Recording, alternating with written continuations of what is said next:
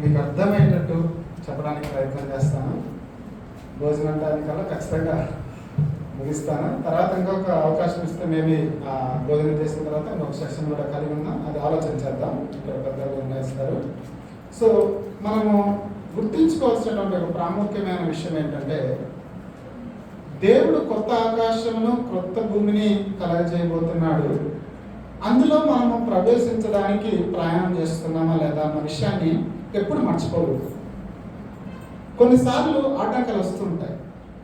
ఇప్పుడు మనం అనుకున్నటువంటి ఒక హాస్పిటల్కి వెళ్ళాలనుకుంటే మనం బైక్లో పోవచ్చు, సైకిల్లో పోవచ్చు, ఆటోలో పోవచ్చు, కార్లో కూడా పోవచ్చు.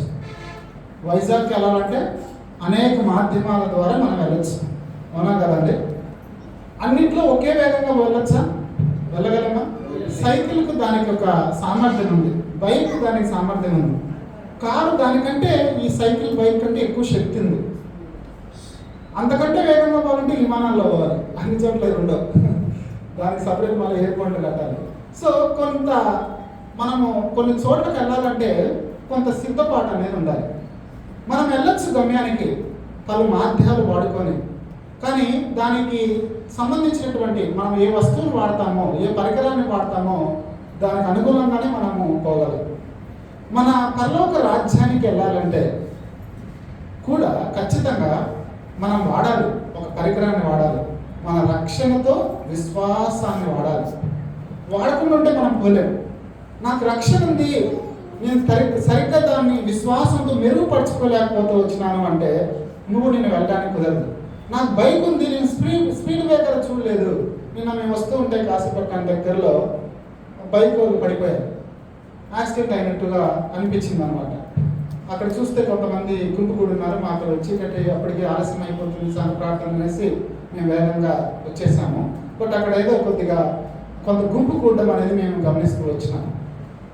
మనము పోవాలనుకుంటాం కానీ, వేగంగా వెళ్ళాలనుకుంటాం కానీ, ఎక్కడో ఒక చోట కొన్ని ఆటంకాలు అయితే మనకు వస్తూనే ఉంటాయి. అది మనకు తెలియకుండా టర్నింగ్స్ రావడము, ఆపోజిట్ డైరెక్షన్లో అతివేగంగా మరొక వాహనం రావడము, స్పీడ్ బ్రేకర్లు, లేకపోతే గుంత సడన్గా తవ్వేసింటారు, కూర్చిపెట్టింటారు. ఎక్కడో ఒక చోట ఏదో ఒకటి మనకు తెలియకుండా 2 రోజులు మనం అలా దారిలో వెళ్ళకపోతే ఎన్నో మార్పులు చేర్పులు జరుగుతూ ఉంటున్నాయి. ఏదో ఒక కేబుల్ కోసమో, ఏదో ఒక విషయం కొరకు, ఏదో కొన్ని మార్పులు అయితే జరుగుతూనే ఉంటున్నాయి. మనం రోజు జాగ్రత్త పడాలి. రోజు ఇదే రూట్లో వెళ్తున్నా, నాకు దారి బాగా తెలుసు అనుకుంటే అవదు. రోజు అదే రూట్లో వెళ్తున్నా, నేను రోజు ఈ పని చేస్తున్నాను, రోజు ఇలానే నేను తవ్వుతున్నాను, సడన్గా పాము వచ్చేసింది, సడన్గా తేలు వచ్చేసింది, రకరకాల కొన్నిసార్లు ఇట్లాంటివి వింటూ ఉంటాం కదండి, వింటూ ఉంటాం. సడన్గా అనుకోలేదు, అలా రోజు అక్కడే కూర్చుంటున్నాం, అలా సడన్గా పాము వచ్చేసింది అంటూ మనం అక్కడక్కడ చెప్తుంటే వింటూ ఉంటాం. ఇక్కడ గమనించాల్సినటువంటి విషయం ఏంటంటే, మనం చేసేటువంటి భక్తి ఒక రోజు, ఒక నెల, ఒక సంవత్సరం చేస్తే సరిపోయేది కాదు. ఆయన సృష్టించేటువంటి కొత్త ఆకాశం, కొత్త భూమి కొరకు మనం అందులో ప్రవేశించాలి అంటే మనం దాని కొరకు ఎంతో సిద్ధపాటు, నిత్యము సిద్ధపడవలసినటువంటి అవసరం ఎంతైనా ఉంది, రైట్? సో ఎక్కడ కొంతమంది భక్తులు ఈ విషయాన్ని తెలిసి కూడా తప్పు చేస్తూ వచ్చారో ఒక 5 ఉదాహరణలను చూసి త్వరగా ముగించుకోవడానికి ప్రయత్నం చేద్దాం. చిన్న ప్రార్థన చేసుకున్నాం. మా ప్రేమ కలిగిన ప్రియ పరలోకపు తండ్రి, నువ్వు సృష్టించబోయేటువంటి కొత్త ఆకాశము, కొత్త భూమిలో మేము కూడా పాలు భాగస్తులుగా ఉండాలని, ఆటంకంగా రాబోతున్నటువంటి విషయాలు మేము నాయన జీవించేటువంటి కాలంలో మమ్మల్ని భ్రమపరిచి తప్పుడు బోధలోనికి, లేకపోతే మా యొక్క ఆలోచన విధానాన్ని మార్చేటువంటి పనులు ఏదైతే ఉన్నాయో వాటిని అన్నీ కూడా అర్థం చేసుకొని విడిచిపెట్టేటువంటి భాగ్యము మాకు అనుగ్రహించండి. నన్ను మరొకసారి మీ సిలువ చాటును మరుగుపరుచుకొని నాతోనూ మీ ప్రజలతోనూ మీరు మాట్లాడుతారండి. ఆటంకాలన్నీ కూడా యేసుక్రీస్తు నామంలో లయపరుస్తున్నాను. సిద్ధపరిచినటువంటి వారిని మీరు త్వరగా మందిరంలోనికి తీసుకురండి. కింద పనిచేస్తున్నటువంటి వారిని కూడా ఈ మాటలు వినపడేటట్లు మీరు ఆశీర్వదించమని ప్రార్థన చేసుకుంటున్నాను. మీ దయగల చేతులకు అప్పచెప్తూ యేసు ప్రభువు వారి నామములో స్తుతించి ప్రార్థిస్తున్నాము ప్రియ తండ్రి. ప్రియమైన వాళ్ళారా, మనము ప్రకటన గ్రంథం 21వ అధ్యాయం మనకు సంవత్సరం కూడా వాగ్దానం కదండి. దేవుడు కొత్త ఆకాశంను కొత్త భూమిని సృష్టించబోతున్నాడు. అవునా కాదు? ఎంతమందికి వాగ్దానాలు గుర్తున్నాయి? ఇక్కడ ఉందా? చూసుకోండి. మనం మందిరానికి వచ్చినప్పుడే చూస్తున్నాం చాలా మంది చూస్తున్నాం. 21:5 ఓకే, 21:2 ఓకే, ఓకే 30 ఏదో అని అట్లా కొంతమంది వాక్యంలో చెప్పినప్పుడు మాత్రమే మనం జ్ఞాపకం చేసుకుంటున్నాం, తర్వాత ఇంటికి వెళ్ళి మర్చిపోతున్నాం. సంవత్సరం చివరిలోనికి వచ్చినాం. మన వాగ్దానాలను చేపట్టుకొని ప్రార్థించవలసినటువంటి అవసరం ఉంది. దేవుడు మాటిస్తే తప్పనటువంటి వాడు. మలాకి గ్రంథం 3వ అధ్యాయం 6వ వచనంలో మనం చూస్తే యెహోవా మార్పు లేనటువంటి వాడు. ఆయన మారిపోడండి. ఆయన మాట చెప్పాడా అక్షరాలు చేస్తాడు. మనమే దాన్ని పొందుకునేటట్లు బ్రతకం, అర్హత మనం సంపాదించుకో. ఆయన మనకు చెప్పాడు. రండి అందరం కూడా మనం ఆరాధన వర్తమానం కూడా బాగానే చదివాము. యెషయా గ్రంథము 61వ అధ్యాయము మొదటిగా సంవత్సరం వాగ్దానాన్ని చదువుకొని తర్వాత ఆ భాగాన్ని చదువుకుందాం. రండి. ప్రకటన గ్రంథము 21వ అధ్యాయము, ప్రకటన గ్రంథము 21వ అధ్యాయము 5వ వచనాన్ని అందరం చదువుకుందాం.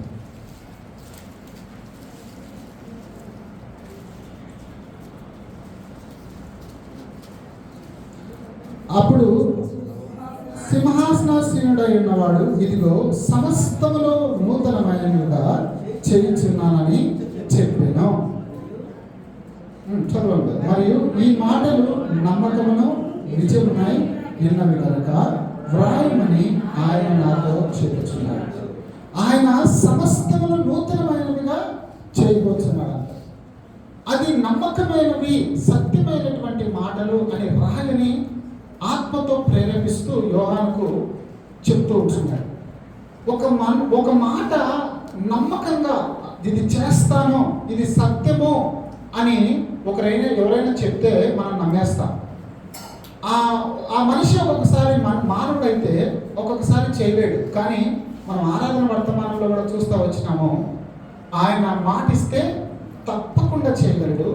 ఆయన నోటి మాటకు శక్తి ఉంది, ఆయనకు జ్ఞానం ఉంది, ఆయనకు బలము కూడా ఉంది.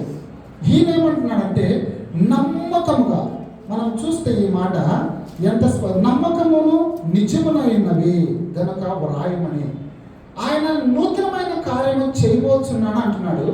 అది ఖచ్చితంగా నిజము అంటున్నాడు. ఖచ్చితంగా నిజము అంటున్నాడు.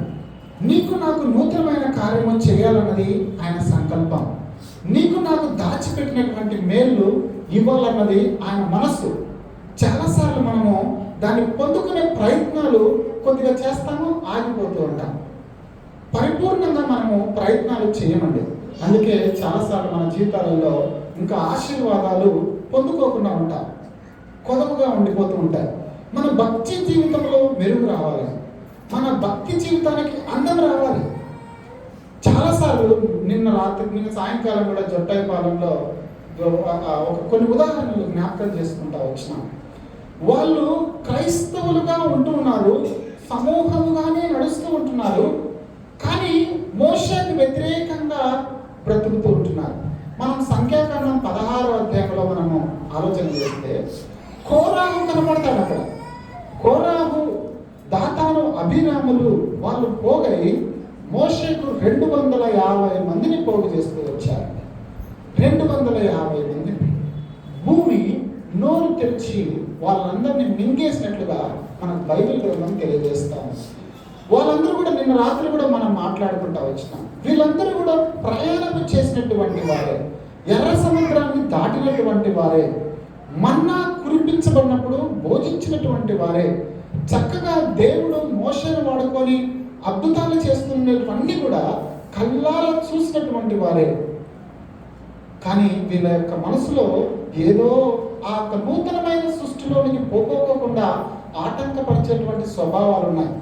అందుకే యూదా రాసినటువంటి పత్రికలో మనం చూస్తే రండి, చక్కని ఒక మాట 11వ వచనాన్ని చదువుకుందాం. ఒకే అధ్యాయం ఉంటుంది. యూదా రాసినటువంటి పత్రిక 11వ వచనం. అయ్యో వారికి శ్రమ, వారు కయ్యూను నడిచిన మార్గమున నడిచిరి, బహుమానము పొందవలనని బిలాము నడిచిన తప్పు త్రోవల్లో ఆతురముగా పరిగెత్తి కోరాహు చేసినట్టు తిరస్కారము చేసి నశించింది. వీళ్ళందరూ అండి ఇక్కడ బిలాము కానీ కోరాహు కానీ ఇక్కడ తీసుకున్నటువంటి కయ్యూను కానీ పాత నిబంధన కాలంలో ఇక్కడ రాసినటువంటి గ్రంథానికి ఈ పత్రికకు కొన్ని వందల సంవత్సరాల క్రితం, వేల సంవత్సరాల క్రితము రాయబడిన చరిత్రలు. అర్థమవుతుందా? ఈ కయ్యూను చరిత్ర కానీ బిలాము చరిత్ర కానీ ఇక్కడ మనము చూస్తే కోరాహు తిరస్కారం చేసినటువంటి విధానము కానీ కొన్ని వేల సంవత్సరాల క్రితం జరిగినటువంటి చరిత్రలు. అయినా కొత్త నిబంధన క్రైస్తవులకు, కొత్త నిబంధన కాలంలో బ్రతుకుతున్నటువంటి అపోస్తల కాలంలో రక్షించబడినటువంటి వారికి కూడా ఇవి ఉపమాన రీతిగా లేకపోతే ఉదాహరణ చూపిస్తూ గత జీవితాలను వాళ్ళకు ఇట్లా చూపిస్తూ అలా చేయొద్దు అంటున్నారంటే ఏవో అవి బలమైనటువంటి కార్యాలుగా ఉన్నాయని మనం అర్థం చేసుకోవచ్చు. ఇక్కడ మనం చూస్తే గత కాలానికి సంబంధించినటువంటి పదాలు వాడుతున్నట్లుగా అర్థమవుతుంది. ఇక్కడ చూస్తే కయ్యూను నడిచిన మార్గమున నడిచిరి అంటే ఆల్రెడీ కొంతమంది కొత్త నిబంధన కాలంలో అది తప్పు అని తెలిసినా కూడా చేస్తున్నారు. అర్థమవుతుందండి నేను చెప్పేది? నడిచిరి అంటే కొంతమంది నడిచారు, వాళ్ళను చూసి కొంతమంది అది తప్పని తెలిసినా కూడా మరో కొంతమంది నడుస్తున్నారు. అర్థమవుతుందా? ఈ మార్గమున వెళ్తే తప్పు నాయనా అని కొంతమంది చెప్పారు. ఆల్రెడీ ఎందుకు తప్పు అనేది కూడా ఆల్రెడీ మన పితరులు లేకపోతే పెద్దలు వివరించినారు. అయినా కూడా చేశారంటే వాళ్ళలో భక్తి ఉందా లేదా? ఆల్రెడీ తప్పు నానా, దీనివల్ల నువ్వు ఇలా నడుస్తే నీకు నష్టం వస్తుంది, ఈ పాపము చేస్తే నీ దేహం పాడైపోతుంది, నీకు వ్యాధులు వస్తాయి, నువ్వు ఇలా చేస్తే ఫెయిల్ అయిపోతావు, ఇలా చేస్తే నీకు ఉద్యోగం రాదు అని చెప్పినా కూడా మనం అలానే చేస్తున్నామంటే దాన్ని ఏమంటారంటే మొండితనం అంటారు, లేకపోతే తిరస్కారం చేసేటువంటి బుద్ధి. ఇట్లాంటి వారు వాళ్ళకు కరెక్షన్స్ అనేది వాళ్ళకు ఇంకా అంగీకరించారండి. వాళ్ళకు 3 లక్షణాలు ఉంటాయి. వాళ్ళు ఏంటంటే వాళ్ళ సొంత మార్గాలలో పోవాలనుకుంటారు. వాళ్ళలో ఉన్నటువంటి 3 చెడు లక్షణాలు ఏంటంటే, ఇప్పుడు కోరాహు కానీ కయ్యూను కానీ ఈ బిలాము కానీ ఆల్రెడీ చెప్పారు దేవుడు, యెహోవా దేవుడు ప్రత్యక్షమై నువ్వు వెళ్ళి ఇశ్రాయేలు ప్రజలను శపించవద్దు అన్నాడు. అయినా కూడా బాలాకు ఆశ పెడితే వెళ్ళిపోతున్నాడు. అంటే సొంత మార్గంలో మళ్ళీ ఆడికెళ్తే అర్పిస్తే ఏమన్నా జరుగుద్దేమో, ఈ కొండపైకి వెళ్ళి అర్పిస్తే జరుగుద్దేమో, ఆడికెళ్తే ఇంకొకసారి బలి అర్పిస్తాను అంటే సొంత మార్గాలను own ways, they choose the own ways, వాళ్ళకు ఇష్టం వచ్చినట్లుగా. ఎప్పుడైతే వాళ్ళు ఒక విషయాన్ని ఆశిస్తారో ఆ విషయాన్ని బట్టి వాళ్ళ సొంత ఆలోచనలను వాళ్ళు చేస్తారండి. వీరికి నూతనమైన సృష్టిలో పాలు పొందే భాగ్యము ఉండదు. రెండో లక్షణం ఏంటంటే నాకు డిసోబీడియన్స్ కలిగి ఉంటారు. వారు ఏ మాట చెప్పినా దానికి రివర్స్గానే మాట్లాడతారు. నేను చెయ్యను, నేను నాకు నచ్చదు, నువ్వు పోతే పో అన్నట్లుగా మాట్లాడుతూ ఉంటారు. మనం చూస్తే నీతోనే దేవుడు మాట్లాడా, నిన్నొక్కడనే సమాజములకు పైన ఉంచుకున్నాడా అని మిరియాము మాట్లాడుతూ ఉంది, కోరాహు, దాతాను, అబీరాములు కూడా మాట్లాడుతున్నారు. మనం మిరియాము యొక్క కథనం సంఖ్యాకాండం 12వ అధ్యాయము 1 నుండి 2-3 వచనాల్లో మనం చూడొచ్చు. దాతాను, అబీరాము, కోరాహుల యొక్క వృత్తాంతం అంతా కూడా సంఖ్యాకాండం 16వ అధ్యాయంలో చూడవచ్చు. ఇక్కడ మనం ఆలోచన చేస్తే ప్రియమైన వాళ్ళారా, ఎందుకు వారికి ఇట్లాంటి బుద్ధి వచ్చిందంటే వాళ్ళకు కూడా సొంత మార్గాలలో వెళ్ళిపోయి డిసోబీడియన్స్ క్యారెక్టర్ వాళ్ళకు వచ్చేసింది. వాళ్ళకు అవిధేయత చూపించేటువంటి మనసు వచ్చేసింది. నువ్వు ఒక్కడమే నాయకుడువా, నీ మాట ఒక్కటే దేవుడు, నువ్వు చెప్తేనే దేవుడు అద్భుతాలు చేస్తాడా? మేము కూడా నీతో నడిచినటువంటి వారు, నీతో సమాన వయసు కలిగినటువంటి వారు. ఇట్లాంటివి వచ్చినప్పుడు అండి ఈ 2 లక్షణాలు ఉన్న వాళ్ళకు కరెక్షన్స్ పనికిరావు. ఎవరన్నా దిద్దడానికి ప్రయత్నం చేస్తే వాళ్ళు సర్దిద్దుకోరు. అర్థమవుతుందా? నువ్వు చెప్తే నేను వినాలనా? నీ వయసు ఎంత, నా వయసు ఎంత? మాటికి గొడవలు ఆడేస్తారు, కరెక్షన్స్ పడవు. ఈ 3 లక్షణాలు ఎవరైతే కలిగి ఉంటారో వారు పరలోక రాజ్యంలో ప్రవేశించడానికి అనర్హులు. అర్థమవుతుందా? వాళ్ళు అనర్హులు.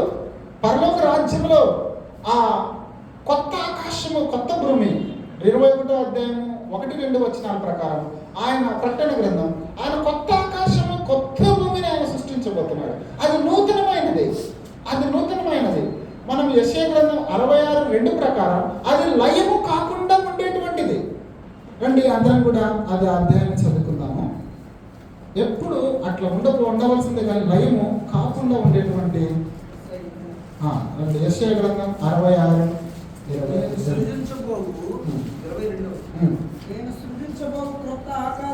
క్రొత్త భూమి లయము కాక నా సన్నిధిని నిలిచినట్లు నీ సంతతియు నీ నామమును నిలిచియుండును, ఇదే యెహోవా వాక్కు.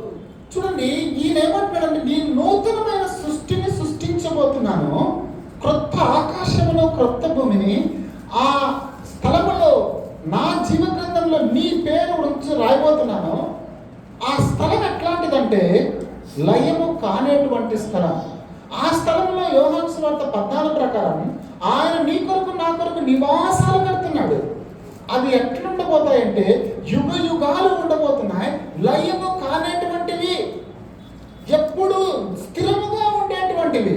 ఈ మాటలు ఎవరు చెప్పారు తెలుసా? రండి యెషయా గ్రంథము 46వ అధ్యాయం 8వ వచనం. రండి, ఆయన గొప్పతనాన్ని గురించి కూడా మనము చూద్దాం. 9వ వచనం, చాలా పూర్వమున జరిగిన వాటిని జ్ఞాపకం చేసుకున్నది, దేవుడను నేనే, మరి ఏ దేవుడను లేడు, నేను దేవుడను, నన్ను పోలిన వాడెవడునూ లేడు. నా ఆలోచన నిలుచుననియు నా చిత్తమంతయు నెరవేర్చుకునేదననియు చెప్పుకోవచ్చు. ఆది నుండి నేనే కలబో వాటిని తెలియజేస్తున్నాను, పూర్వ కాలము నుండి నేనే ఇంకా జరగని వాటిని తెలియజేస్తాను. ఇప్పుడు కొత్త ఆకాశం కొత్త భూమి జరిగిపోయిందా? జరగబోయేటువంటి విషయం ఎవరికి తెలుసు? నూతనమైన సృష్టి ఎప్పుడు రాబోతుందని కాలములు సమయములు ఆయన చేతిలో ఉన్నాయి. నీ నా ఆధ్వర్యంలో లేవండి. అపోస్తులు కూడా ఎప్పుడు మళ్ళీ నీ రాజ్యం వస్తుందంటే 1వ అధ్యాయం అపోస్తుల కార్యాల్లో అవి మీకు తెలుసుకోవడానికి మీ పని కాదు. ఇక్కడ చూస్తే సర్వజ్ఞాని అయినటువంటి దేవుడు చాలా పూర్వకాలమున జరిగినటువంటి సంగతులు ఆయన ఎరుగుతుడు. జరగబోయే కాలాలు కూడా, జరగబోయేటువంటి రాబోయే రోజుల్లో కూడా ఎప్పుడు ఏ దినాన ఏం జరగబోతుందో కూడా సర్వము తెలిసినటువంటి చేయగలిగినటువంటి దేవుడు అంటున్నాడు, నేను నూతనమైన సృష్టిని చేయబోతాను. ఆయన ఏమంటాడంటే నా ఆలోచన నిలుచున నీవు, నా చిత్తమంతా నెరవేర్చుకుని నీవు చెప్పుకొనొచ్చు. తన చిత్తమంతా మనం చూసాం కదా 21వ అధ్యాయం ప్రకటన 5లో నమ్మకమును నిజము అంటున్నాడు ఆయన. ఇక్కడ ఏమంటాడంటే నా చిత్తమంతా నెరవేర్చుకున్నాను. ఏదైతే నేను సంకల్పించానో, ఏదైతే చెయ్యాలని ఉద్దేశించానో అదంతా కూడా నెరవేర్చుకుంటాను. ఆయన ఖచ్చితంగా చేస్తానంటున్నాడు. ఆయన నిన్ను నన్ను అక్కడ ఉంచుతానంటున్నాడు. మనం ఏంటంటే ఇప్పుడు జాగ్రత్త పడవలసింది ఏంటంటే ఆయన తీర్పు తీర్చినప్పుడు, ఆయన తన గొర్రెలను మేకలను వేరుపరిచినప్పుడు నువ్వు నేను ఉంటున్నామా, ఉండబోతామా, ఉండమా అన్నది మనము ప్రయత్నం చేయవలసినటువంటి విషయం. దాని కొరకు ఎంత ప్రయాసపడాలంటే ఆ వేరుపరిచేటువంటి తీర్పు దినానికి ఎంతో సిద్ధపడవలసినటువంటి అవసరం ఉంది. నా ప్రియమైన సహోదరుడా సహోదరి, ఒక్కసారి ఈ మధ్యాహ్న కాల సమయంలో ఆలోచించు. దేవుడు ఎంతో ఒక ప్రశస్తమైన కార్యము చేస్తూ ఉంటున్నాడు. ఒక సమయం రాబోతుందని నీకు ముందే హెచ్చరికిస్తున్నాడు. ఈ రోజు మనం బుద్ధి కలిగిన కన్యకల వలె మన జీవితాలను మనం దిద్దుకొని సిద్ధపరచుకోవాల్సినటువంటి అవసరం ఉంది.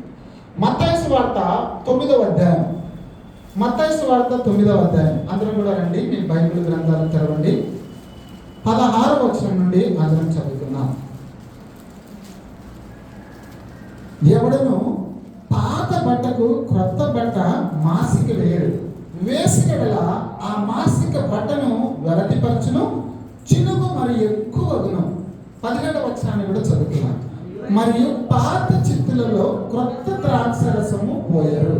పోసినడల తిత్తులు పగిలి ద్రాక్షరసము కారిపోవును, తిత్తులు పాడగును. అయితే క్రొత్త ద్రాక్షరసము క్రొత్త తిత్తుల్లో పోయుదురు, అప్పుడు ఆ రెండును చెడిపోక ఉండునని చెప్పాను.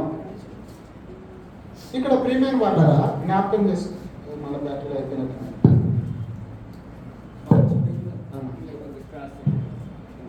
ఇక్కడ మనం ఆలోచన చేస్తే ప్రియమైన వాళ్ళరా, ఇక్కడ మనం ఆలోచన చేస్తే ఎవడనో పాత బట్టకు కొత్త బట్ట మాసిక వేయడు. ఇప్పుడు మనం చూస్తూ వచ్చినాం 2 కొరింథీ 5:17 క్రీస్తునందు నూతన సృష్టి. ఇప్పుడు కొత్త వారంగా అయిన మనము పాత స్వభావానికి మాసిక, పాత స్వభావాలకు తిరిగి మనము వెనక్కి తిరిగేటువంటి మనస్సు ఉంటే ఆ నూతన సృష్టిలో పాలుపొంగులు పొందే అవకాశం ఉండదండి. కొన్నిసార్లు కొంతమంది పండగలకు ఏదైనా కొన్ని ముఖ్యమైనటువంటి సందర్భాలలో మన స్నేహితులు బంధువులు ఆహ్వానిస్తుంటారు.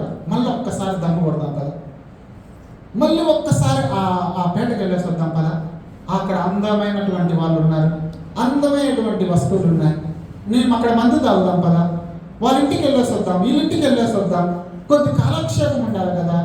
ఎక్కడో ఒక చోట పాత స్వభావాన్ని తిరిగి ప్రేరేపించబడుతూ ఉంటారు. ఎవరిదో ఒకరి ద్వారా ఆకర్షితులు అవుతూ ఉంటారు. ఒక్కసారే కదా, కొంతకాలం అయింది కదా, నువ్వు నేను ఫ్రెండ్స్ కదా, ఎప్పుడో ఒకసారి వచ్చినాము, ఒక్కసారే కదా చేస్తే ఏమవుతుంది? ఇవి సెట్ అయ్యే పనులు కాదండి. దేవుణ్ణి ఏడిపించేటువంటి పనులు, దేవుణ్ణి బాధ పెట్టేటువంటి పనులు, దేవుని మనసును బాధపరిచేటువంటి కార్యాలండి. ఎప్పుడు కూడా పాత బట్టకు కొత్త బట్టగా మాసికేస్తే అది పెద్ద చినుకు అవుతుంది, కానీ ఎప్పుడు కూడా మంచి వస్తువుగా మంచి బట్టగా అవదండి. అవుతుంది? ఎప్పుడైనా ప్రయత్నం చేశారా? అవదు. కొత్త ద్రాక్షరసము కలిగిన తిత్తుల్లో పాత ద్రాక్షరసం వేస్తే తిత్తులు పగిలిపోతాయి, చెడిపోతుంది. మన కొత్తదనంలో క్రీస్తును కలిగినటువంటి వారు చక్కగా మాట్లాడతారు, బూతులు మాట్లాడేటప్పుడు. ఇప్పుడు భార్య నిన్ను రెచ్చగొడుతుంది, భర్త నిన్ను రెచ్చగొడుతున్నాడు, నీ స్నేహితుడు రెచ్చగొడుతున్నాడు, నువ్వు కూడా కోపాన్ని భరించుకోలేక కకృషాన్ని వెలగొక్కుతున్నావంటే అది సరైన భక్తి అలవాటు చేసుకున్న వాళ్ళవి కావు. అర్థమవుతుందా? నీకు నన్ను రెచ్చగొట్టిందన్నా, చేయెత్తేసి కొట్టేశానన్నా, నన్ను బాధ పెట్టేసిందన్నా, ఇంకా అల్లాక మా ఇంటికి పంపించేశానన్నా కొట్టి. అక్కడక్కడ మనం చేస్తుండట్లేదండి. ఇవి పాత స్వభావాలు. మారిపోయి ఉంటాం, కోపాన్ని తగ్గించుకొని ఉంటాం, అలవాట్లు విడిచిపెట్టేసి ఉంటాం. ఇవి చేయద్దురా, ఇది సంఘానికి కానీ మన కుటుంబానికి కానీ విలువ తీసుకొని రావు బాబు అని మనం ఒక తీర్మానం చేసి ఉంటాం. కానీ ఎక్కడో ఒక చోట మనకు ఇంకా అలవాట్లు మనల్ని వేధిస్తూ బాధిస్తూ కిందికి దిగజారుస్తూ ఉంటాయి. ఒక ఆయన కొన్ని సంవత్సరాలు మందిరానికి వచ్చాడు, పచ్చి తాగుడుపోతూ మళ్ళీ వాళ్ళ స్నేహితులు పిలిచారనేసి భయంకరంగా మందు తాగేసి ఇంటికి వచ్చి తన దగ్గర ఉన్నటువంటి ఆటో వేసుకొని వస్తుంటే యాక్సిడెంట్ అయిపోయింది. 20,000 పైన ఒకరోజు మందు తాగేసి అయిపోగొట్టాడట. ఎంత భార్య పిల్లలు కూర్చొని ఏడుస్తున్నారంటే ఇంకా వాళ్ళ ఏడుపు మామూలుగా లేదు. బాగా కొట్టి పడేశారు. అతనికి మతి సీమితం లేదు, తాగేశాడు, అతిగా ఎక్కువ తాగేశాడు, మతి సీమితం లేదు. తనతో ఉన్నవారు బయట వారు తెలియదు, కానీ మొత్తానికి ఆటో ఒక చోట, అతను ఒక చోట. పిల్లలకు, తల్లిదండ్రులకు, భార్యకి ఎంత బాధ అంటే మా నాన్న మారాడనుకున్నామే, మా మా మా ఇంట్లో బాగా అయిపోయే పరిస్థితులు అనుకున్నామే, ఇంకా వేధిస్తుంది. ఇవి కాదండి బిలాము లాంటి స్వభావాలు, ఇవి కాదండి కొరహ లాంటి బుద్ధి, ఇది కాదా దాతాను అభిరాము యొక్క చేష్టలు, కయ్యూని యొక్క నడతలు. తెలుసు అవి తప్పు అని, అయినా మనం కూడా ఈనాడు నడుస్తున్నాము. మనం కూడా బైబిల్ చదువుతున్నాం, రోజు చదువుతున్నాం, మంచి భక్తులమే, కానీ మళ్ళీ తప్పుడు చూపుడు, తప్పుడు ఆలోచనలు, సమయాన్ని దుర్వినియోగపరచుకోవడం, కాలయాపన చేయడం, మనకు నచ్చినట్లు మనం బ్రతకడం, చెప్పినా వినమండి, మనం రహస్యంగా చేస్తూనే ఉంటాం. ఇట్లాంటి వారు పరలోక రాజ్యంలోనికి ప్రవేశించడానికి అవకాశమే లేదు. మనము ఈ అలవాట్లు, ఈ ఆలోచన విధానాన్ని మార్చుకోకపోతే పరలోక రాజ్యంలో అస్సలు మనం పోలేమండి. కొంతకాలానికి బయటపడిపోతాయి, కొంతకాలానికి ఇవన్నీ కూడా అందరికీ తెలిసిపోతాయి. అర్థమవుతుందా? మనము దేవుడు నమ్ముకొని పులిలాగా బ్రతకాలని పిల్లి చేస్తాడు అప్పుడప్పుడు ఎక్కడొక చోట చేయకూడని పనులు చేసేస్తే వీడు నమ్మద్రోహిణి. పాత రోజుల్లో ఉట్టి మీద మీగడ నెయ్యి పెట్టేవాళ్ళు. ఎట్లా కొట్ట పిల్లి ఎంత కష్టపడి ఆ గోడనెక్కో, ఆ కొట్టనెక్కో, ఆ వాసాన్ని పట్టుకోనో దాని మీదకి వెళ్ళి కుండను వాళ్ళు కొట్టేస్తుంది. ఒక ఇంట్లో ఒక కోడలంట అట్లా వెళ్ళేసి రోజు నెయ్యి తినేసి మీగడ తినేసి అట్లా మూత నడుచుకుంటుంది అంట. అర్థమవుతుందా? అట్టా తినేసి గుర్తు చేసుకుంటుంది, ఎవరికి తెలియదు. ఎక్కడ పోయిందని వాళ్ళ అత్త తల కొట్టుకుంటా ఉంటుంది. ఏంటి బాగా ఎక్కువ పెట్టానే, కొద్దిగా ఉంది. ఏదో ఒక దొంగతనం, ఆ కొట్టనో పుల్లో, ఆ వస్తువో ఈ వస్తువో, వాళ్ళ చేనులోదో మన చేనులోదో ఏదో ఒకటి ఆశపడతామండి. ఏదో ఒకటి ఆశపడతా ఉంటాం. ఆకాన్ని ఎవరికి తెలుసు? ఎంతమంది తెలుసు? తెలియదు. ఆకాన్ తెలుసా? ఎవరికి? మీకు తెలుసా? ఏం చేశాడన్న? ఆశించాడు. బంగారం కొన్ని ఆశించినాడు. వస్త్రం ఒకటి మంచిది, సీనార వస్త్రం బాగుందంటే దాన్ని ఆశించేశాడు. ఏదో ఒక ఆశ మనల్ని ప్రేరేపిస్తుందండి. దేవుడి యొక్క నూతనమైన సృష్టిలో పోనీయకుండా ఆయనకి ఇస్తే నాకేమొస్తుందిలే, ఈ నెల పెట్టుకుని రేపు నెల చూద్దాం, నాకే జరగట్లే, ఏదో ఒకటి వస్తూ ఉంటాయండి. ఏదో ఒకటి దేవుణ్ణి బాధ పెట్టేటువంటి కార్యాలు, దేవుని ఇబ్బంది పెట్టేటువంటి కార్యాలు ఎంత ఘోరంగా అంటే, అయ్యో యెహోషువ యొక్క సైన్యాన్ని ఎంత 30 మంది కంటే ఎక్కువగా చంపివేస్తా వచ్చినారు. చిన్నది హాయి గ్రామం, చిన్న పట్టణం, చేసినటువంటి దొంగతనాన్ని బట్టి, చేసినటువంటి కార్యాన్ని బట్టి రాళ్లతో కొట్టి చంపేస్తారు. దేవుడు ఇష్టపడినటువంటి కార్యాలు మనలో ఏమన్నా ఉంటే ఈ మధ్యాహ్న కాల సమయాన్ని అన్ని విడిచిపెట్టారు. మనందరికి కూడా యూదా ఇస్కరియోతు తెలుసు కదా, యేసు ప్రభుతోనే నడిచినాడు కదా. 3.5 సంవత్సరం పరిచర్యలో ఉన్నాడండి. 3.5 సంవత్సరం ఉన్నాడా లేదా? 30 వెండి నాణ్యాలు. ఎన్ని వెండి నాణ్యాలకు? 30 వెండి నాణ్యాలకు. అసలు ఆయన దగ్గర డబ్బు సంచి ఉంది. ఎస్ఐ నేను పూరి తినాలనుకుంటున్నా. తినరా పోయి అంటాడా? నువ్వు ఎందుకు తింటున్నావు? ఏం డబ్బు సంచి నీ దగ్గర ఉందో నేను చేస్తావు అంటాడు ఎప్పుడైనా ప్రభు? ఆకలి తీర్చేవాడు మన ప్రభు. ఎస్ఐ నేను ఒక ఆపిల్ జ్యూస్ తాగాలనుకుంటున్నా. తాగి రాపో అంటాడు.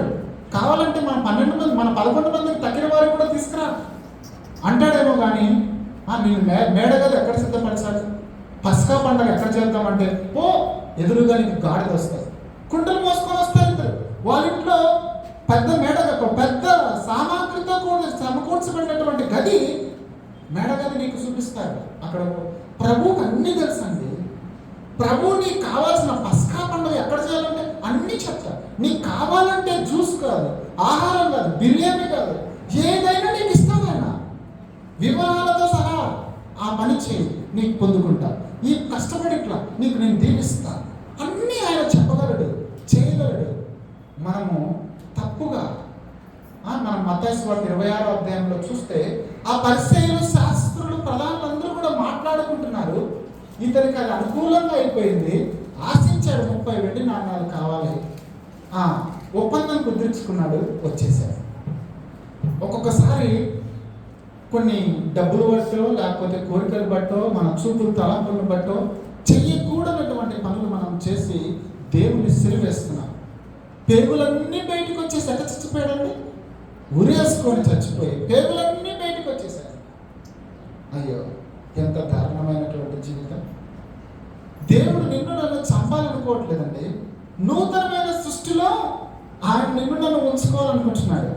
ఈరోజు ఎంతమంది ఒక ఆయన ఇట్లా పెళ్లి చూపులకి వెళ్తే ప్రశ్నిస్తున్నాడంట. ఏంటంటే పెళ్లి చేసుకోబోతున్నాను, నాకు నువ్వు ఏమి ఇస్తావని అమ్మాయిని సపరేట్గా తీసుకెళ్ళి మాట్లాడుతున్నాడంట. అబ్బాయి మాట్లాడుతున్నాడంట. మాకు 3 ఎకరాల పొలం ఉంది, ఇంకా 3 ఎకరాల పొలం సరిపోదా, ఇంకా మా డాడీ గారు పెళ్ళికి కానుకగా నీకు ఒక కార్ ఇస్తారు, ఇంకా ఇంకేంటో నీకు కావాలి, నాకు 40,000 జీతం వస్తుంది, ఇంకా ఇంకా ఇంకా అంటున్నాడంట. ఆ పాప ఏం అర్థం కావట్లేదంట. ఇంకా ఇంత స్వార్థపరుడుగా ఉన్నట్టున్నాడే, ఇంత డబ్బాష ఉన్నట్టుందే అని ఆ పాప భయపడుతుందంట. ఇంకా అంటే మా నాన్న నాకు 25 తులాల బంగారం చేశాడు, ఇంకా ఇంకా అంటున్నాడంట. చివరికి ఆ పాప ఉండబట్టలేక నేను కన్యకను అనిందంట. ఇదే నాకు కావాలి, ఇంకా నాకు మిగతా అక్కర్లేదు అన్నాడు. ఈరోజు అబ్బాయిలు కానీ అమ్మాయిలు కానీ కన్యత్వాన్ని కలిగి లేరు. ఎక్కడో కూర్చోట. ఇది చాలా నేను బాధపడి చెప్తున్నాను. సంఘాలలో ఇట్లాంటి జరగకూడదు, కానీ ఇక్కడ కూడా దేవుని నామంలో కూడుకుంటూ దేవుని బిడ్డలుగా బ్రతుకుతున్న వారు కూడా తప్పుడు పనులు చేస్తున్నారు, తప్పుడు అలవాట్లకు గురవుతున్నారు, చాటున చేయకూడనటువంటి పనులు, రాకూడనటువంటి ఆలోచనలు చేస్తూ దేవుణ్ణి బాధపడుతున్నారు. వీళ్ళందరూ కూడా మనం తీసుకున్నటువంటి ఉదాహరణలు అన్నీ కూడా క్రైస్తవ బిడ్డలే. కయ్యూను క్రైస్తవుడు దేవుణ్ణి నమ్ముకున్నవాడు కాదా? దాతాను, అభిరాములు, మిరియాములు, కోరాహు, కయ్యూను వీళ్ళందరూ దేవుణ్ణి నమ్ముకున్న వాళ్ళు కాదా? తెలుసు దేవుని యొక్క యెహోవా మహా ఆశ్చర్యకార్యాలు తెలుసు. యెహోవా సీయోను నుండి ఇశ్రాయేలును రక్షిస్తాడు, ఆశీర్వదిస్తాడు వీళ్ళకి తెలుసు. అన్నీ తెలిసిన ప్రజలే, అన్నీ తెలిసిన వీళ్ళే తప్పుడు పనులు చేస్తారు.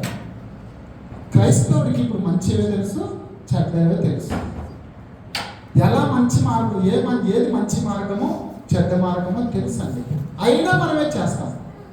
నేను కష్టపడుతున్నాడు, ఈ అబద్ధం ఆడితే ఏముంది, ఇలా డబ్బు సంపాదిస్తే ఏముంది, అందరికీ కనబడేటట్టుగా పనులు చేస్తాం. అది శుభ్రం చేయడం, ఇది శుభ్రం చేయడం, అలా చేయడం, ఇలా చేయడం. అబ్బా ఈ పిల్లోడు మంచివాడు అనిపించుకునేటట్టు చూస్తూ ఉంటాం. కానీ లోపల మాత్రం మనం చేయకపోతే డబ్బులు ఇవ్వరు బాబోయ్, మనం కష్టపడకపోతే ఏదో ఒకటి ఆఫీసులో, లేకపోతే వృత్తిలో, లేకపోతే పొలంలో ఇట్లాంటి బుద్ధులు వస్తూ ఉంటాయి. ఒకటి మధ్యాహ్న కలిసి ఉన్న దేవుని బిడ్డలముగా తెలుసుకున్నటువంటి మనం కొన్ని విషయాల్లో జాగ్రత్త పడి దేవుడికి ఇష్టం కాదు అని నీకు ప్రేరేపిస్తుంటే పరిశుద్ధాత్మ దేవుడు పూర్తిగా వేర్లతో సహా తీసివేయాలి. కొన్ని మీ పొలాల్లో అక్కడక్కడ అడవుల్లో కొన్ని రకరకాల మొక్కలు కనపడుతుంటాయి. కొన్ని వేర్లు ఇటు అటు కింద భూమిలో పాతుకుపోతూ ఉంటాయి. కొన్ని మొక్కల యొక్క వేర్లు చిన్నగా ఉంటాయి, గుంపుగా ఒకే చోటు ఉంటాయి. అవి పాకవు అటు ఇటు. అట్లాంటి చెట్టును మన ఊరికి అట్లా పెకిలించేసేయచ్చు. ఫర్ ఎగ్జాంపుల్ వేరుశనగలు చాలా మంది చూసుంటారు కదా, చెనికాయలు అంటారు, వేరుశనగలు అంటారు, రకరకాల పిలుస్తుంది. దానికి ఏంటంటే చిన్న వేర్లు కదా. ఈ కొంతమంది దాన్ని పీకేటప్పుడు, ఇప్పుడు మిషన్లు వచ్చాయనుకోండి, ఆ రోజుల్లో మేమైతే 2-3 చెట్లు పట్టుకొని ఒకేసారి పీకేస్తే కూడా వచ్చేస్తారు, అవునా కదా. దాని వేరంతా బలంగా ఉండదు. అదే వేప చెట్టును పీకండి, నిన్ను పీకేస్తుంది. రోజంతా గొడ్డలు తీసుకొని, కత్తిగొడవలు తీసుకొని నరికినా పోవవి, చాలా బలంగా ఉంటాయి. ఒక్కొక్కసారి ఏరును కొట్టే బదులు కాలు కూడా కొట్టుకునే వాళ్ళు ఉంటారు. అంత సాఫ్ట్గా, అంత లోతుగా, బలంగా పోయినటువంటి వారుగా ఉంటారు. ఈరోజు నువ్వు పెరిగేటువంటి ఏర్లు కలిగిన క్రైస్తవుడువా, లోతుగా నాటబడిన క్రైస్తవురాలువా? లోతుగా నాటబడిన విశ్వాసంలో, లోతుగా ప్రభు యొక్క అడుగుజాడలు, ప్రభు యొక్క గుణలక్షణాలు, ధర్మశాస్త్రాన్ని అనుసరించే విషయంలో లోతుగా నాటబడ్డావంటే నిన్నెవరు పెరగలేరు. ఇంకా సాతాను వచ్చి నిన్ను భ్రమ పెట్టినా 30 వెండి నాణ్యాలు కాదు, 1000 వెండి నాణ్యాలు ఇచ్చినా నువ్వు మోసపోతావా? పోరా సాతాను, వెళ్ళిపో, నువ్వు మోసగాడివి, నువ్వు అబద్ధం, నాకు జనకుడువు, నీ గురించి నాకు తెలుసురా, నువ్వు పో అనేసి మనం వాడిని పంపించి వేయచ్చు. ప్రియమైన సహోదర సహోదరి, ఒకటి గుర్తించుకో, ఏరు పాకవలసినటువంటి అవసరం ఉంది. నీ భక్తి జీవితంలో స్థిరత అవసరమైనది. ఊరికే మాటలు చెప్తే కాదు. మత్తయి సువార్త 23వ అధ్యాయంలో శాస్త్రుల గురించి, పరిచయుల గురించి, బోధకుల గురించి, ప్రధానుల గురించి చక్కగా చెప్తున్నారు. వాళ్ళు నూనెను వడగొట్టి దొంగను తీస్తారంట, వాళ్ళు ఒంటెలు మింగేస్తారంట. వాళ్ళు నూనెను వడగొట్టి దొంగను తీస్తారంట, ఈరోజు మీరందరూ కూడా వాక్యం తెలిసినటువంటి క్రైస్తవులే. మీకు అన్ని తెలుసు, ఇప్పుడు మంచి చెడ్డ అన్ని తెలుసు. పైకేమో అందరూ క్రైస్తవ బుద్ధుల్లో ప్రవర్తిస్తాం, కానీ లోపల మాత్రము ఒంటెలు మింగేస్తాం. ఒక సహోదరు చెప్పింది, ఒక కట్టెమోపు 100 రూపాయలు అంట. ఇంకొక సిస్టర్ ఏమని చెప్తారంటే, ఈ కట్టెల మోపు అండి దూరం నుంచి అందరూ తెచ్చామని 200 అవుతుంది. 200 కష్టార్జితాన్ని ఎట్లా ఒప్పించి చేసుకోవాలో మనం అర్థం చేసుకోవాలి, కానీ అబద్ధాలు చెప్పకూడదు. అర్థమవుతుందా? అబద్ధాలు చెప్పకూడదు. నేను అయ్యా కష్టపడ్డానయ్యా, దీని సొమ్ము ఇంతే, మీకు ఇష్టమైతే తీసుకోండి, లేకుంటే లే. నేను కష్టపడ్డానయ్యా, నాకు అవసరం, వాళ్ళు ఇష్టమైతే కొనుక్కుంటారు, లేకుంటే లే. దాని విలువ లేకపోయినా వాళ్ళు ఇల్లు తీసుకుంటున్నారని నువ్వు అంత తీసుకొని అవసరం లే. నువ్వు కష్టపడి సంపాదించుకున్నది నువ్వు ఇంకా 20 రూపాయలు ఎక్స్ట్రా అడుగు, ఏం లేదు, దేవుడు నిన్ను దీవిస్తాడు. వాళ్ళకి మనసు ఇస్తాడు, మా తీసుకోమా అని వాళ్ళే ఇస్తారు. నీ దాంట్లో నాణ్యత ఉండాలా, నువ్వు కష్టపడేది వారికి ఉపయోగపడేటట్టు ఉండాలా. కల్తీ ఉండకూడదు, మోసం చేయకూడదు. నువ్వు చేసి ఇలా నమ్మి తీసుకోవచ్చు. వీళ్ళు 100 ఉంటాయి అంటే 100 ఉంటాయి దగ్గర, మనం లెక్క పెట్టాల్సిన కూడా అవసరం లేదు. వీళ్ళు మాట మీద నిలబడేటువంటి వారు. క్రైస్తవ బిడ్డలకు అట్లాంటి సాక్ష్యాలు ఉండాలండి. వీళ్ళు చెప్పారంటే టైంకి వస్తారా, వీళ్ళు చెప్పారంటే చేసి చూపిస్తారు. ఇట్లాంటి గుణ లక్షణాలు మనం కలిగి ఉండాలి. ఇక్కడ మనం చూసినటువంటి వీళ్ళల్లో మారారు కానీ పాత బట్టకు నాసిక వేస్తున్నారు. మారారు, కొత్త ద్రాక్షల రసం అయిపోయారు కానీ పాత చిత్తులలో పోస్తూనే ఉన్నారు. పాత స్వభావము, పాత అలవాట్లు ఎక్కడో ఒక చోట వచ్చి దేవుణ్ణి బాధ పెట్టేటట్లుగానే కనబడుతున్నాయి. ఎక్కడో ఒకడంటారు ప్రభాస్ అంటే నాకు చాలా ఇష్టం అంటండి, ఒకరు అంటారు పలానా వాళ్ళు అంటే పలానా ఇష్టం అండి నాకు అంటారు. వాళ్ళ ఇష్టాలో వాళ్ళ సొగసులు, వాళ్ళ అందాలు, వాళ్ళ మేకప్లు, వాళ్ళ సమస్యలు ఎన్నో ఉంటాయి. వాళ్ళు కాదు మీకు మాదిరి. లోకంలో ఉన్నటువంటి సెలబ్రిటీస్, అందంగా ధనవంతులు, పేరు ప్రఖ్యాతులు సంపాదించిన వాళ్ళు కాదు మాదిరి. ఆ మాదిరి నీకు నష్టాన్ని కలుగజేస్తుంది, ఆ మాదిరి నీకు ఖర్చును పెట్టించేటట్టు చేస్తుంది. మన మాదిరి ఎవరంటే ప్రభువైన యేసుక్రీస్తు వారు. ప్రభువైన యేసుక్రీస్తు వారు సాత్వికుడు, దీన మనస్సు కలిగినటువంటి వాడు. ప్రయాసపడి భారం వహించిన సమస్త జనులారా మీరు నా యొద్దకు వచ్చి నేర్చుకోండి. మత్తయి సువార్త 11:28-29 వచనాల్లో మనం చూడగలం. ఆయన ఇన్విటేషన్, ఆయన యొక్క సాత్వికం, ఆయన దీన మనస్సు. ఈరోజు క్రైస్తవ బిడ్డలు నేర్చుకోవాల్సిన విషయాలను పక్కన పెట్టేసి చేయకూడని కార్యాలు చేస్తున్నారండి. క్రైస్తవులకు ఇట్లాంటి ఇష్టాలు, కోరికలు ఉండకూడదు, కానీ అవే మనం కలిగి ఉంటున్నాం. కాంపిటీషన్స్. ఈరోజు బోధలు కూడా చూస్తే మేకప్లతో బోధలు అయిపోయినాయి. ఈరోజు బోధలు చూస్తే లైటింగ్స్తో. మా చర్చిలో ఒక ఆవిడ వచ్చి, ఏమన్నా మీ చర్చికి రావట్లేదు, కొంతకాలం వచ్చినా రావట్లేదు అంటే, మీ చర్చిలో లైట్లు లేవు బ్రదర్, లైట్ల కోసం చర్చికి వస్తున్నారమ్మా మీరు, డెకరేషన్స్ లేవు బ్రదర్, వాళ్ళకు మంచి బొకేలు పెడతారు, మంచి కట్టన్లు పెడతారు బ్రదర్, రకరకాలు పెడతారు, మీ దగ్గర లేవు బ్రదర్. ఒకరంటారు మొదటి అంతస్తులో పెట్టారు బ్రదర్, మేము ఎక్కలేము బ్రదర్, మీ దగ్గర లిఫ్ట్ లేదు బ్రదర్. ఏమ్మా నువ్వు ఆ షాపింగ్ మాల్కి 5-6 అంతస్తులు ఎక్కుతావే, నీ లిఫ్ట్ పని చేయకపోతే ఎక్కేసి వెళ్ళిపోతావే, మందిరానికి ఒక అంతస్తు ఎక్కి రాలేవా? కారణాలు చెప్పేసి క్రైస్తవులు మంచి వాళ్ళు కాదండి. దేవా నాకు ఒక లిఫ్ట్ పెట్టి అయ్యా, నాకు కొన్ని కాళ్ళు కాలేదు, ప్రార్థన చేయి, కొంతకాలం దేవుడు సహాయం చేస్తాడేమో. కొద్దిగా ప్రభు మా చర్చిని కూడా అప్గ్రేడ్ చేయి ప్రభు, రంగులు వేసుకుంటాం ప్రభు, కొద్దిగా వాక్యాలు రాసుకుంటాం ప్రభు, మాకు కూడా సహాయం చేయి ప్రభు అంటే దేవుడు కృప చూపించి ఆశీర్వదిస్తాడు. అంతే తప్ప వేరే సంఘానికి వెళ్తే ఎట్టా, నచ్చలేదని వేరే దగ్గరికి వెళ్తే ఎట్టా అండి? నిన్ను పోషించి పెద్ద చేసి దేవుడు ఒక చోట పెట్టాలని నిర్ణయిస్తే ఇక్కడక్కడ పరిగెత్తుకోవడానికి పరిగెడతా ఉంటాం. అది కాదండి మంచిది, అది కాదు. వృత్తి ఏం నేర్పిస్తుంది మనకు? 2వ అధ్యాయం 10వ వచనంలో చూస్తే ఆమెను చూస్తున్నప్పుడు ఎంత ప్రశంసిస్తున్నాడో బోయాజు, ఎంత ప్రశంసిస్తున్నాడో. పక్కన వార్త వెళ్ళిపోయింది, నయోమి కూడా చెప్తుంది, అమ్మా నువ్వు మీ యొక్క స్వదేశంలో ఉండిపో, మీ మోయా ప్రాంతం మంచిది కదా, ఇక్కడే కదా నువ్వు జన్మించినావు, ఇక్కడే ఉండిపో అంటే ఆమె ఏమంటుందంటే అత్తతో, నువ్వు ఎక్కడ పోతే నేను అక్కడికి వస్తా, నీ జనమే నా జనం, నీ దేవుడే నా దేవుడు, మరణం తప్ప నిన్ను నన్ను వేరు చేయకుండా. ఎంత తీర్మానాలండి! మన తీర్మానాలు అట్లా ఉంటాయా బ్రదరు సిస్టర్? మన తీర్మానాలు అట్లా ఉంటాయండి? ఉండవు. అవకాశాలు మనకు అనుగుణంగా లేకపోతే, పరిస్థితులు బాగలేకపోతే ఇంకొక ప్రయత్నాల్లో మనం మునిగిపోతూ ఉంటాం. వీళ్ళందరూ కూడా క్రైస్తవ బిడ్డలే అండి. ఆవిడకి ఎందుకు అంత ఆశ పుట్టింది? ఆవిడకి ఎందుకు అంత కోరిక పుట్టింది? దేవుణ్ణి నమ్ముకున్న విధవరాలను ఎట్లా విడిచిపెట్టేది? దేవుణ్ణి నమ్ముకున్న నా చెల్లి ఎట్లా వెళ్ళిపోయింది, నీకు బలం ఉంది, నేను చేయగలిగింది చేస్తా. కష్టపడడానికి సిద్ధపడిందండి. నెక్స్ట్ డేనే ఎవరి కోత పోయడానికి పొలంలో పరిగెడుకోవడానికి పోయింది. ఎవరు తీసుకోవడానికి, ఆమె వెళ్ళి రిలాక్స్ చేసుకోవడానికి బెతలేములో వీలు లేదు. ఇక్కడ కష్టపడుతూ ఉంటా వచ్చింది దుఃఖం. భర్త చచ్చిపోయాడు, మామ చచ్చిపోయాడు, బాధ వెంబడి బాధ.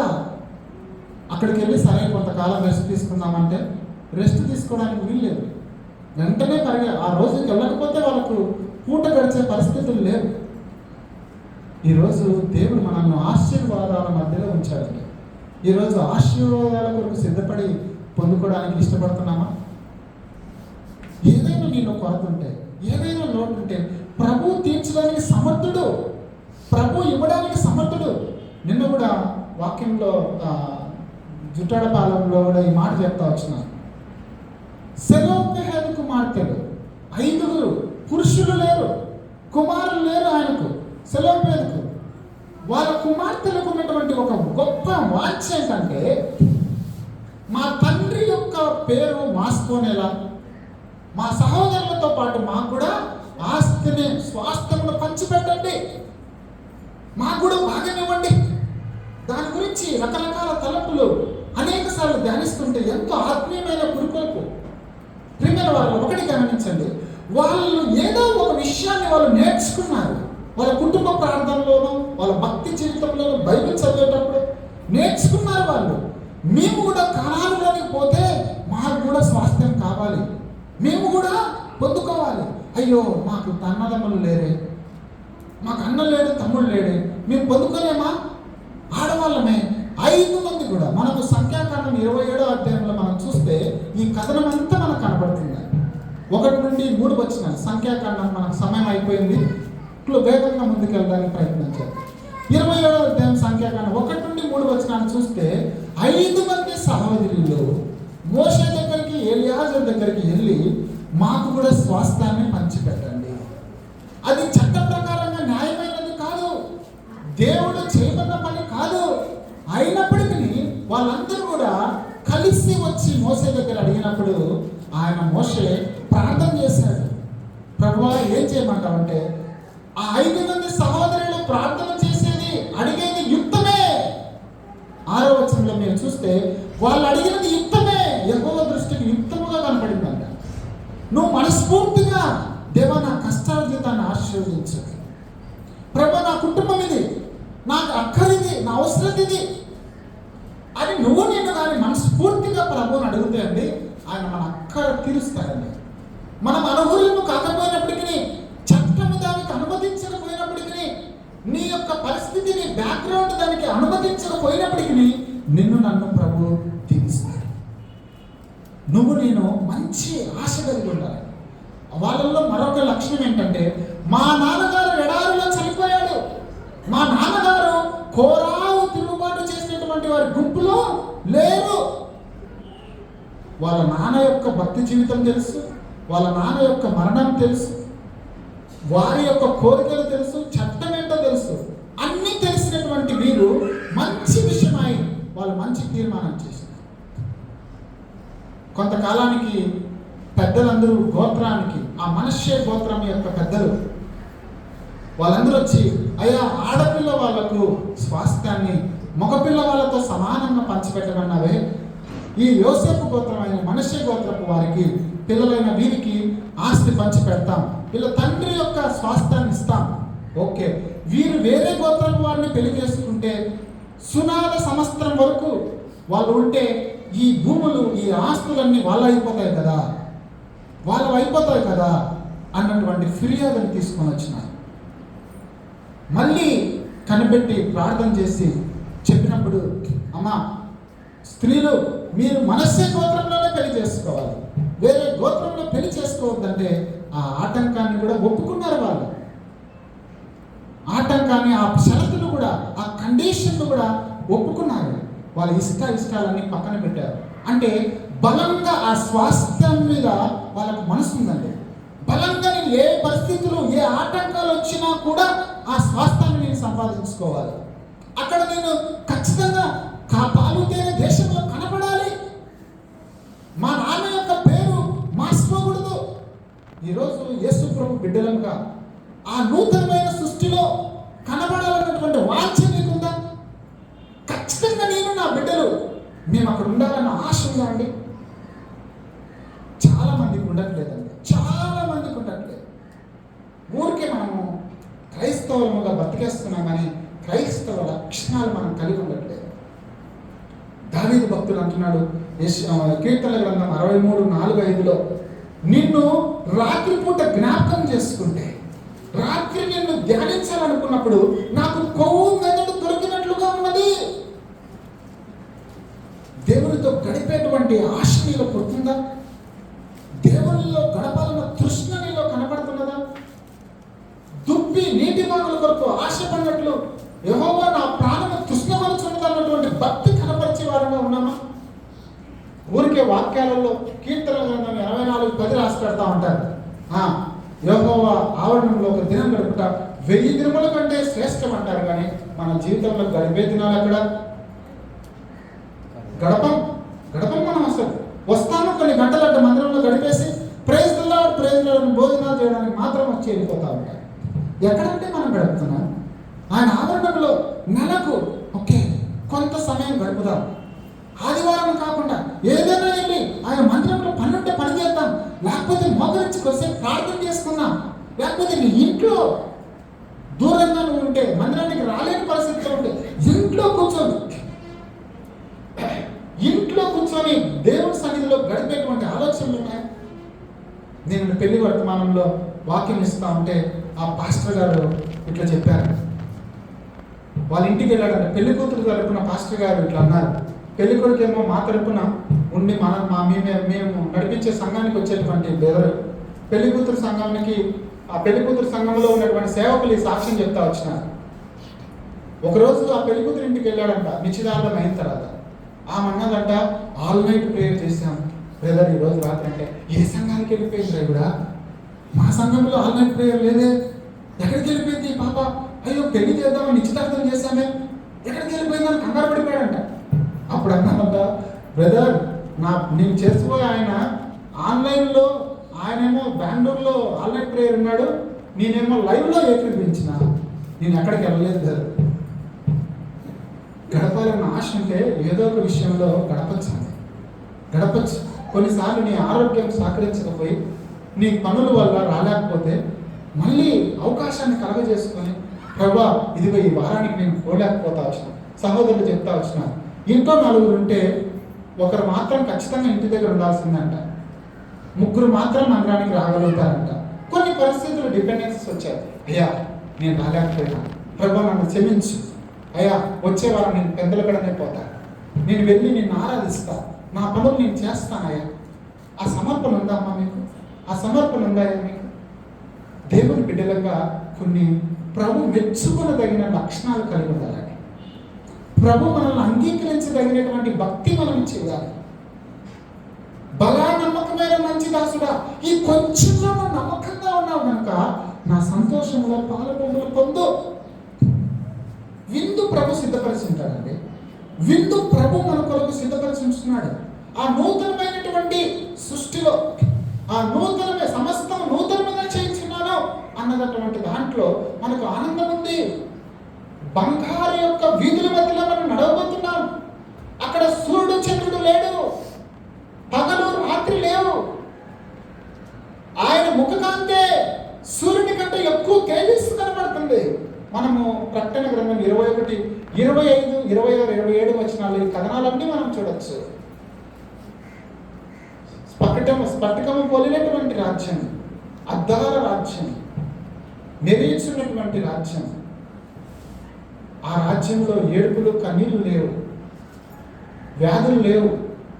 అట్లాంటి గొప్ప రాజ్యం, నూతన సృష్టిలో నూతనంగా చేయబోతున్నటువంటి దాంట్లో సమస్తం నూతనంగా చేయబోతున్నది. నీ పాతవి గతించును అన్ని తీసివేసి కొత్తవి ఇవ్వబోతున్నటువంటి ఆ దేవుని రాజ్యంలో ఇంకా పాడు అలవాట్లు ఉంటే పోలేవు, పాడు స్వభావాలు ఉంటే పోలేవు, వేషధారణ భక్తి ఉంటే పోలేవు, వైలెంట్ స్వభావాలు, తిరుగుబాటు చేసేటువంటి స్వభావాలు ఉంటే నువ్వు నేను పోలేవు.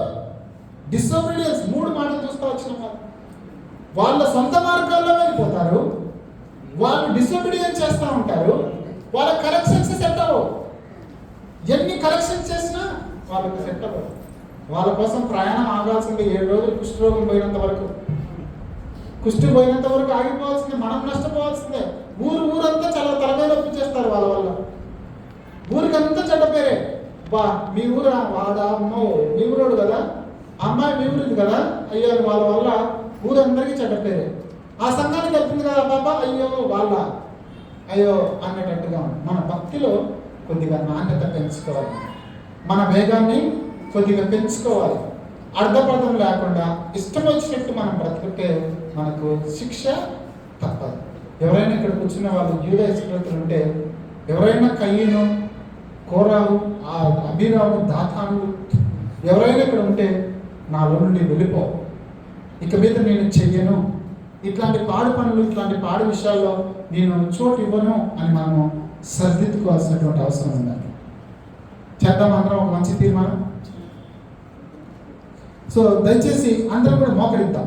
ఒకవేళ మనం కానీ సరి చేసుకోకపోతే మనం అగ్ని గంధకములలో 2వ మరణం, అగ్ని గంధకముల్లో ఒకసారి మనం మరణించినాం, ప్రభులో తిరిగి నూతనంగా జన్మించబడ్డాం. కానీ ఆయన మొత్తం నూతన సృష్టిగా చేయబోతున్నప్పుడు తీర్పు దినాన ఆయన గోధుమలను గురుగులను వేరు చేసినట్లుగా చేసినప్పుడు అగ్ని గంధకములలో నేను నన్ను ఉంచబోతున్నాను. ఆ పరిస్థితి నీకు నాకు రాకుండా ఏదైనా దేవుడికి ఇష్టం లేనటువంటి గుణం, ఏదైనా దేవుడిని బాధ పెట్టేటువంటి గుణం నీలో నాలో ఉంటే అంత మోకరిద్దాం. నీ కాళ్ళు అంత చక్కగా మోకాలు కొద్దాం. బక్సింగ్ గారి సాహసంలో మోకాళ్ళ మీద రావడం అనేది ఆశీర్వాదకరం. అన్ని చోట్ల కుర్చీలు వేస్తారు, ఇక్కడ కుర్చీలు వేయరు. ఇది మీకు మంచిది, రైట్? దయచేసి మన సహవాసంలో ఉన్నటువంటి ఒక గొప్ప దీవెనలను మనం అందరం కూడా మోకరిద్దాం. మోకరించగలిగినటువంటి వారు, చేయగలిగినటువంటి వారందరూ కూడా మోకరించి ప్రార్థన చేద్దాం.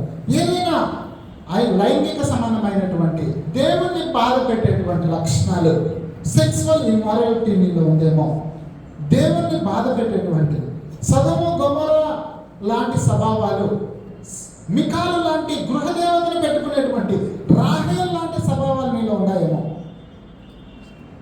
తండ్రి నుండి అనుసరించేటువంటి బుద్ధి, వంశపరంపరంగా పెళ్లి చేసుకున్నా కూడా ఇంకా బుద్ధులు మారకుండా, అలవాటు చేష్టలు మారకుండా, కుక్క బుద్ధి, కుక్క వాంతికి తిరిగినట్లు తిరిగే స్వభావం నీలో ఉందేమో, ఇంకా జ్యోతిష్యం, ఇంకా పరిస్థితులు అనుకూలంగా లేకపోతే ఇంకా ప్రాత బ్రతుకులోకి వెళ్ళిపోయేటువంటి కార్యాలు ఉన్నాయేమో. ఒకసారి మనం ప్రార్థన చేద్దాం. ఒకసారి ప్రభా, నీ శక్తిని నేను ఆశ్రయించలేకపోతున్నాను, నీ గొప్ప మైటీ పవర్ను నేను అర్థం చేసుకోలేక నా సొంత ఆలోచనలు తెలిపోయి ఆ శక్తుల్లో ఈ శక్తులు ఆ కార్యం ఈ కార్యం చేస్తే బాగవుతుంది అనుకుంటున్నా. నన్ను మార్చునైనా, నన్ను మార్చునా ప్రభువా. నాలో ఉన్నటువంటి ఆ యొక్క ద్వేషం, ఆ గ్రీడీనెస్, ఆ డిసానెస్టీ తీసివేయి ప్రభువా. సెల్ఫిష్నెస్ నాలో తీసివేయి ప్రభువా. నాకున్నటువంటి ఆ గర్వం తీసివేయి, గర్వాన్ని తీసి ఆశించేటువంటి మనసు తీసివేయి అయ్యా. లూసిఫర్ మాకు తెలుసు, నేను యెషయా గ్రంథం 14వ అధ్యాయంలో వారి గుణ లక్షణాలన్నీ తెలుసు. అతిశయించది నీలో మేము అతిశయించేటట్టు చేయి తప్ప, ఈ లోకాన్ని బట్టి మా సామర్థ్యాలు, శక్తి, బలాన్ని బట్టి అతిశయించకుండా మా బుద్ధిని మార్చున్నా ప్రభు. ఒక మాట చెప్తావా? నేను అవి ఇవి విని నా మందిరాన్ని పోగొట్టుకున్నా ఆయన.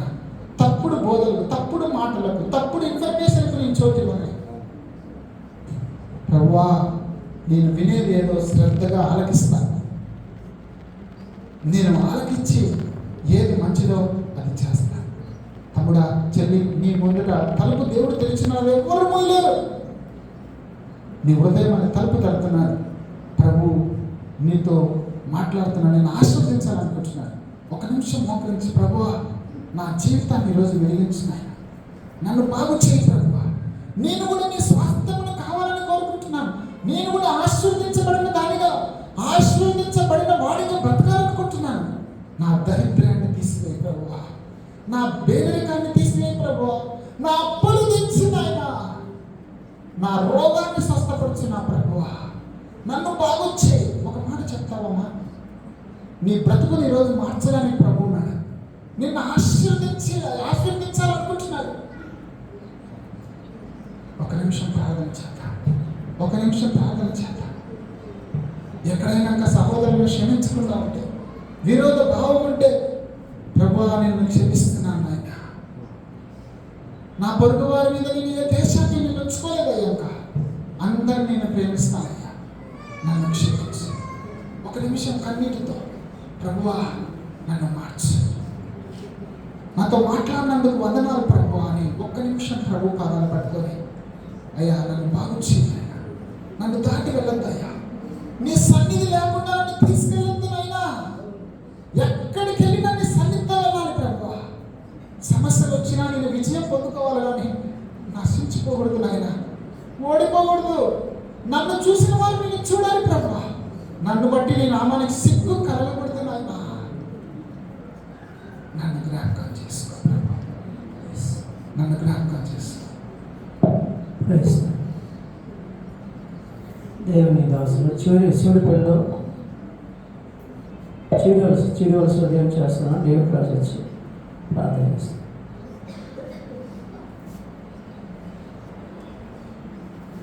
అలాగే మనసులో ప్రార్థన చేసుకుందాం. దేవుని సేవకులు వాక్య ఫలింపు కోసం ప్రార్థన చేస్తారు.